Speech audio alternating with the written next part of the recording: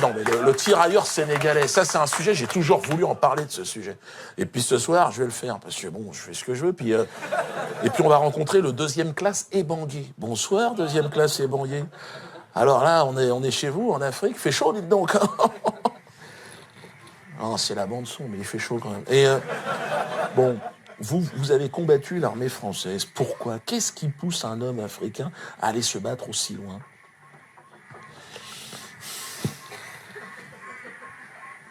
Non, je vais répondre.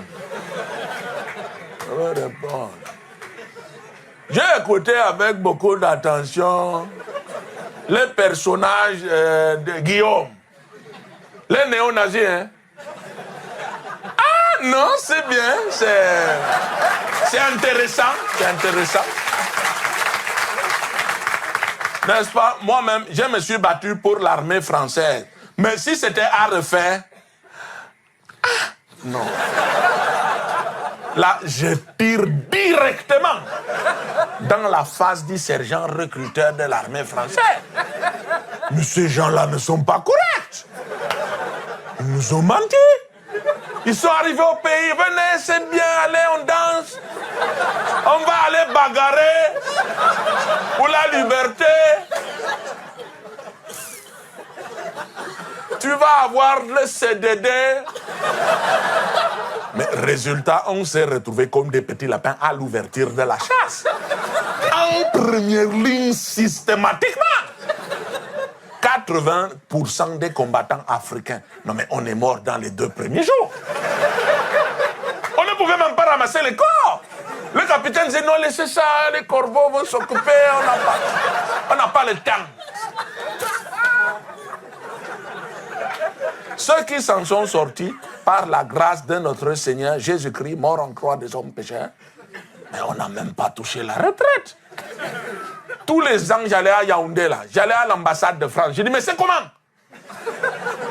J'ai combattu pour l'armée française, donne-moi l'argent. Il dit, non, tu sais, l'ordinateur est en panne.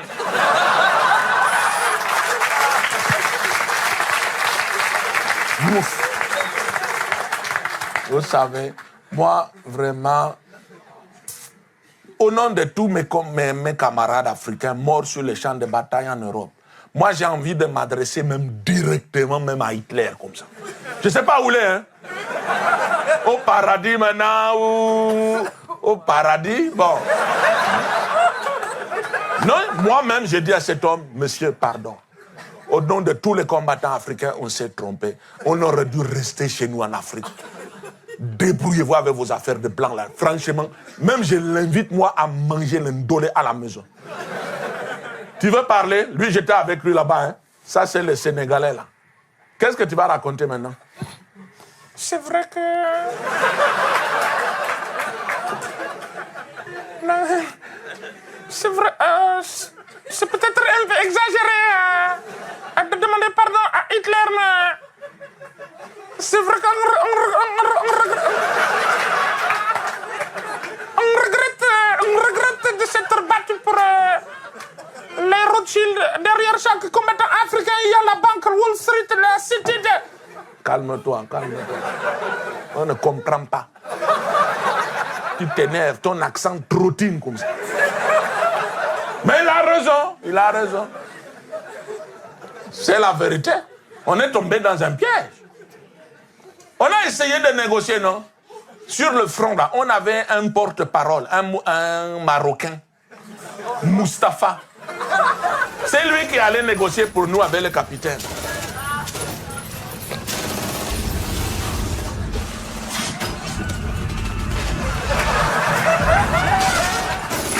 Capitaine! Wallah, capitaine! C'est chaud là-bas, capitaine! Depuis ce matin, il pleut des fers à repasser, je sais pas ce qui se passe.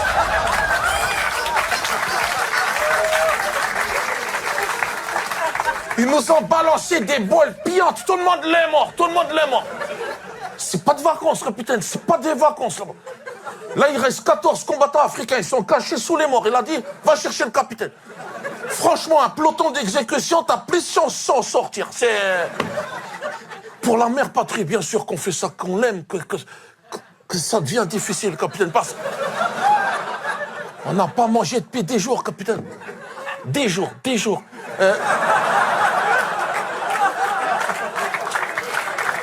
Les combattants africains, ils mangent un petit peu. Ils mangent moins que vous, capitaine, mais ils mangent un petit peu. Non, Ramadan, c'est un mois dans l'année.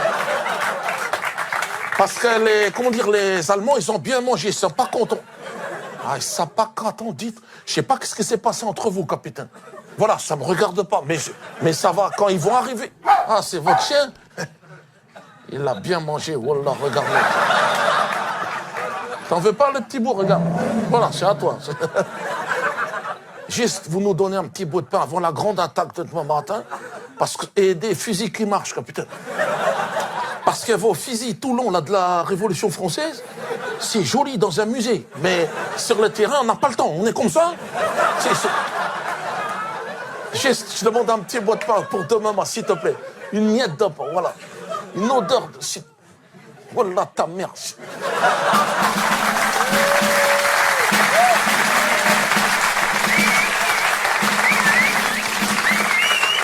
Ce jour-là, Moustapha est mort en martyr. Il s'est jeté sur le capitaine. Il lui a mangé la joue, hein. Tu te rends compte pour un musulman comme ça, manger du cochon cru le matin. Mais le lendemain, ah non, l'état-major français, ils se sont vengés. Non mais ils nous tiraient dessus. Des deux côtés, côté français, côté allemand. À la fin, on n'était plus que deux avec mon Sénégalais là. N'est-ce pas? Je te dis, non, c'est fini. On ne peut pas gagner cette guerre. On n'est que deux. Qu'est-ce qui s'est passé? Comment ils ont pu réussir à convaincre des gens? Dans le village, dans ma famille, là-bas au Cameroun, il y avait un vieux comme ça, putain, avec sa veste militaire, avec toutes ses médailles devant, il était toujours devant sa baraque, comme ça.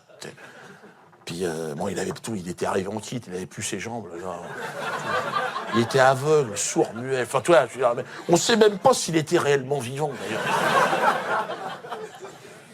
Qu'est-ce que je te dis? La connerie n'a pas de couleur, et puis alors après avoir